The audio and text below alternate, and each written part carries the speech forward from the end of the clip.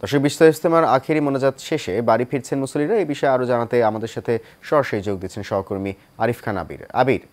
মুসল্লিদের নির্বিঘ্নে বাড়ি ফেরার জন্য প্রশাসনের পক্ষ থেকে এখন পর্যন্ত কি কি পদক্ষেপ নেওয়া হয়েছে আমাদেরকে জানান। মুখ্য আপনি জানেন যে সুরায়ে নেজমের যে আপনার প্রথম পর্বে দুটি ধাপ ছিল, সেই দুটি ধাপে কিন্তু আজকে আখেরি মোনাজাতের মধ্যে দিয়ে সেই দুটি ধাপের কিন্তু পরিসমাপ্তি ঘটেছে। অথচ তাবলিগ জামাতের সবচেয়ে বড় যে আপনার জমায়েত এই টঙ্গী হয়ে থাকে, শুধু কিছুক্ষণ আগে আখেরি মোনাজাত হয়েছে। আখেরি মোনাজাত পরিচালনা করেছেন তাবলিগ জামাতের শীর্ষ মুরব্বী মাওলানা জুবায়ের আহমেদ।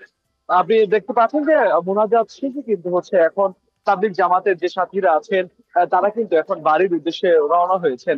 এবং আরেকটি বিষয় আপনাকে বলি, শুধু যে তাবলিগ জামাতের সাথীরাই যে এসছেন মোনাজাতে অংশগ্রহণ করতে তা কিন্তু নয়। আপনার আশপাশে বিভিন্ন জায়গার মানুষজনরা কিন্তু আপনার এখানে আখেরি মোনাজাতে অংশ নেওয়ার জন্য কিন্তু এসেছেন। আমরা যে রুটটি রয়েছে সেটা হচ্ছে কামারপাড়া সড়ক, এই দিক দিয়ে হচ্ছে রাজধানীর উত্তরা হয়ে রাজধানীতে ঢোকার পথে হচ্ছে আমরা এই সড়ক দিয়েও দেখেছি বহু মানুষ কিন্তু আপনার এসেছে অর্থোডক্স মোনাজাতে অংশ নেওয়ার জন্য।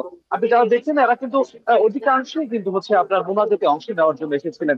অর্থাৎ হচ্ছে বিশ্ব শান্তি এবং বিশ্ব মুসলিম উম্মার শান্তি কামনা এবং দেশের সকল হচ্ছে ভেদাভেদ ভুলে গিয়ে মানুষ একই সাথে যেন মানুষ হচ্ছে আপনার বসবাস করে, এইটি কিন্তু তারা প্রত্যাশা করেছেন। এবং আমি দেখেছি নারী পুরুষ এবং ছোট বড় সব বয়সের মানুষ কিন্তু এই বিশ্ব ইজতেমায় কিন্তু আপনার যোগ দিয়েছেন। এবং সেই আখিরি মোনাজাতে কিন্তু হচ্ছে তারা নিজেদের আত্মশুদ্ধি এবং আল্লাহ পাকের সন্তুষ্টির কামনা কিন্তু করেছেন।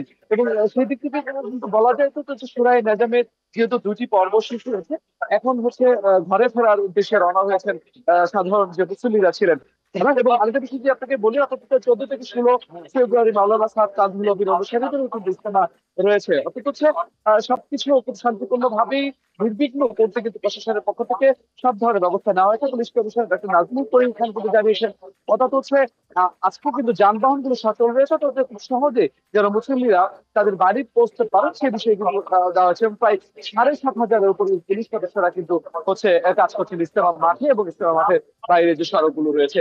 মুখের এই ছিল আমার কাছে ইজতেমা ময়দান থেকে সর্বশেষ।